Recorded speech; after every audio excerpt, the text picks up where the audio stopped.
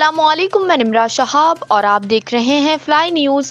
Pakistan functional مسلم league Sindh کے صدر اور جے ڈی اے رہنما NA-203 کے نامزد امیدوار سید صدر الدین شاہ راشدی نے فیض گنج سے الیکشن مہم کا آغاز کر دیا۔ انہوں نے کرونڈی میں رئیس اختر حسین راجپری کی رہائش گاہ پر حر جماعت اور پارٹی ورکرز سے خطاب کرتے ہوئے کہا کہ الیکشن فیئر فری ہونے کی امید ہے، کیونکہ سپریم کورٹ کے حکم پر الیکشن ہونے جا رہی ہے اور سپریم کورٹ ووٹوں کو تحفظ فراہم کرے گی۔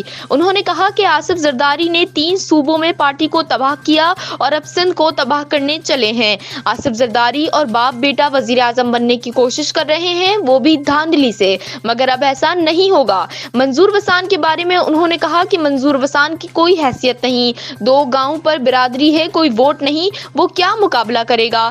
2018 میں جو الیکشن جیت کر آئے تھے، ان کو یقین نہیں آ رہا تھا کہ وہ کس طرح جیت کر آئے۔ انہوں نے مزید کہا کہ انشاءاللہ الیکشن میں کامیابی کے بعد اتحادیوں سے مل کر وفاق اور سندھ میں حکومت بنائیں گے۔ اس موقع پر انجینئر عبدالکریم شرٹ، ڈاکٹر رفیق باہمن، حاجی خادم علی لغاری اور دیگر بھی ان کے ہمراہ موجود تھے۔